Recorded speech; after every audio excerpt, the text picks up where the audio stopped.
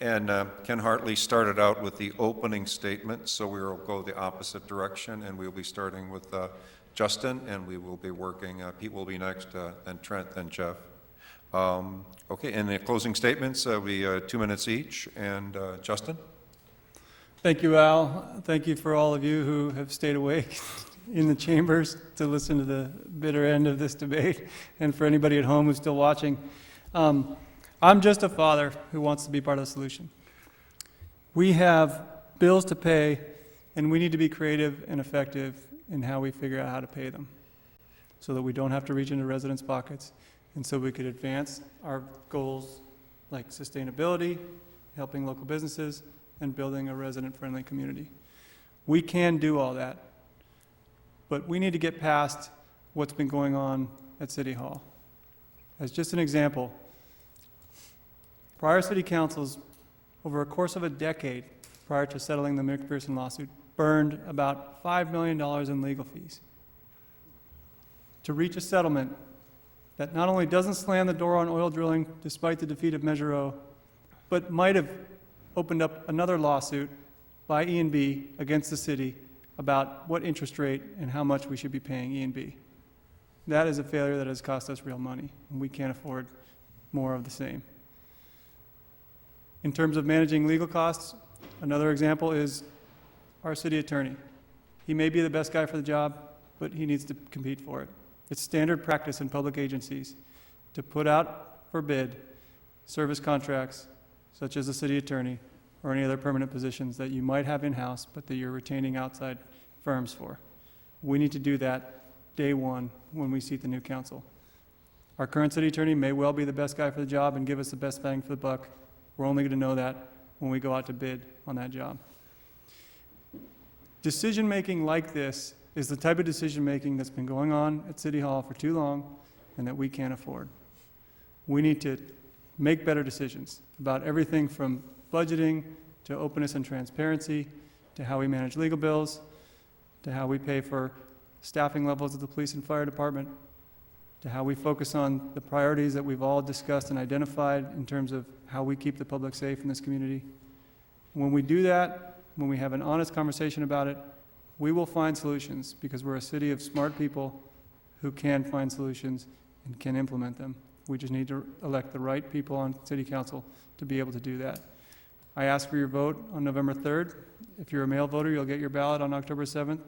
Mail it in as soon as you can or fill it out and drop it at any polling place on Election Day without waiting in line. If you want to know more information about my family and me, my positions on the issues, feel free to visit my website, which is justin2015.com. And thank you again for sticking around to watch the end of the debate. Thanks, Justin. Pete? We're going the other way? Oh, yeah, we're going the opposite direction. Oh, Yep. okay. Oh, yeah. Okay, that's fine. Once again, I want to thank everyone for being here and listening to the responses from all the candidates up here on the dais. Hermosa has accomplished a lot as a result of a new community spirit of involvement.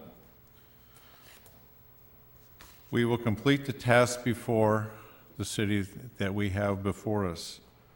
We will continue to work with Caltrans to improve the efficiency and the transportation system that will enhance our local economy and livability. This project is still ongoing and is not dead.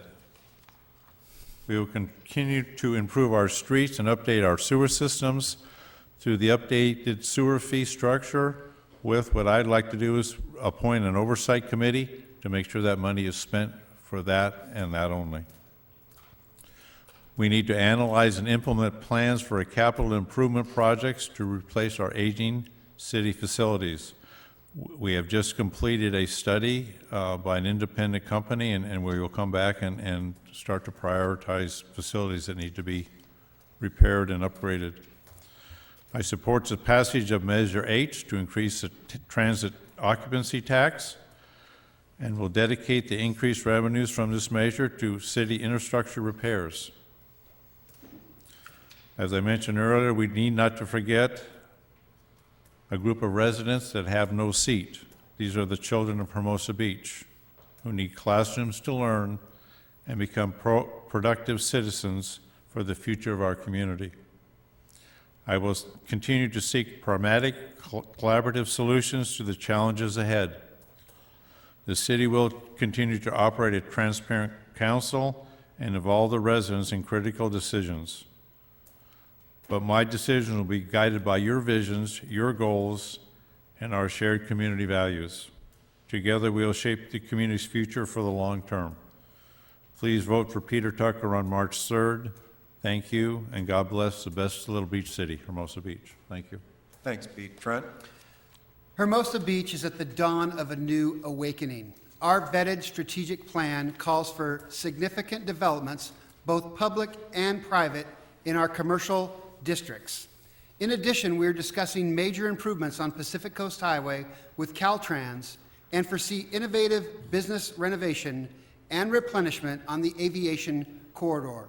Hermosa also has grand visionary plans for our gateway properties on the corners of Aviation and Prospect and PCH and Artesia, and a new Skechers corporate facility currently proposed and under review. Our single-family and 2-on-a-lot neighborhood homes are being transformed to more families with school-aged children and ever-increasing larger parcels of larger homes. This, in turn, is compounding our need for 21st century services in both education and commerce. Our tax rolls are increasing primarily due to the single-family housing market price increases and the method by which property tax is calculated. This trend will continue into the immediate future. In all, we have much to be proud of. A great deal of commercial and public infrastructure planned. A high demand for new or upscale family housing. Our future is very bright. My qualifications and motivations for seeking a seat on the council are multi-layered. 27 years working for the same Fortune 500 company in corporate sales has taught me a great deal about commitment, dedication, loyalty, perseverance, continuous process improvement, and humility. Shortly after my 50th birthday, I rededicated my life to make it more purposeful. In the last 3 years, I've spent a great deal of time preparing myself both professionally, emotionally, physically, and spiritually so that I can serve with honor and distinction should I get elected. One of the most enjoyable aspects of my preparation included reading many, many books, including the classics, books on philosophy and spiritual awakening. One of my favorite books, I've mentioned just earlier, was Indian Spirit. This book spoke to me in a very special way. It touched my core, from Black Elk talking about finding the very small and pure part of your heart, to the beautiful and heartfelt Apache wedding prayers, to the famous Mohican Anaput, who said when he is on his deathbed, he does not want to weep and cry for more time, but he wants to go to the light like a hero going home. And to the great chief, Joseph of the Lakota Sioux, Rolling Thunder, who famously said, "It does not take many words to speak the truth." I am both of the old and of the new. I can combine the spirit and wisdom of the aged with the promise of the future. I am prepared to lead, to speak the truth, and to serve the people of Hermosa. I ask for your vote on November 3rd. Thank you. Thanks, Trent. Jeff? Thank you, Alan. Thank you for putting on this forum and Almost the like work a city council meeting. and the work. Yeah, the work you put in is very, very similar to a council meeting in too many ways that I don't want to go into. But I think there, in an important way, what you've done is quite unique. I've done a number of these, as some of us have, these debates, and I've never been quite in a forum like this that's where we've been so under fire in terms of questions and the length of time. And I think it's important because, and I want to thank also the hardy souls who remained through this with us, so we don't feel alone up here to the very bitter end. But for those people who are here tonight and those people who are watching, I think every one of you has all the information you need, I believe, to make a decision on who you want on this council, just from the interaction and the dialogue we've had. And I just want to underscore, I think, the importance of the decision you have to make. As I said earlier, Hermosa has reached a turning point. We dealt with the most important issue we may ever have to deal with as a city, and we're now in a situation where we need to work together to realize this new vision of Hermosa that has been laid out for us by the city by overwhelming numbers of what we want as a future in terms of our natural resources and protecting them and the kind of things we want, keeping the character of our community together. And it's going to take people who have not just the commitment to do that, but the experience. And I hope you will, if you look at my background, you know that I have had this experience of sitting up here. I stand on my record as a city council member. I stand on my record as a public servant to the city through the 36 years I've lived here. I stand on my record as the work I've done for our environment, as a volunteer, as a coastal commissioner, as a member of the Surfrider Foundation, as somebody who ran a chapter for years and was on their board of directors. I believe that I have the skills needed to take us where we need to go, and I ask for your vote. Thank you. Thanks, Jeff. Ken? Well, thank you so much for inviting us all to discuss the many issues that face Hermosa Beach. This is the best little beach city because it is a true community of people. Whatever the needs may be, I will always do my homework of listening to all parties, even perhaps doing a survey to research the needs so that the answers are crystal clear. As we heard tonight, a couple of things: infrastructure, leadership, communication, a more vibrant mix of businesses in our town. These are things that I would love to work for. I know I can work with staff, businesses, and residents to make Hermosa Beach the best now and in the future. The key will always be the ability to keep the old that works while implementing the new to stay in balance. Truly, I enjoy the challenge of ideas because I play well in all sandboxes. If you want a city council member who will engage every aspect and not just pick and choose one issue or one viewpoint, please vote for Ken Hartley on November 3rd.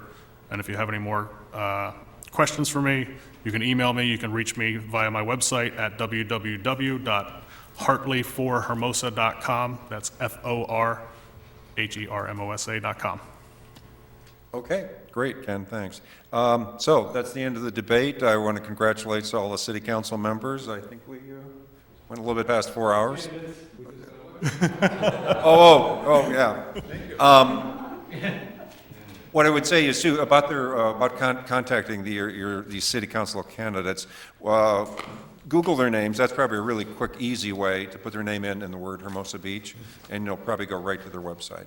So thanks again. This debate will be replaying a number of times before the election. It's also available on Granicus online.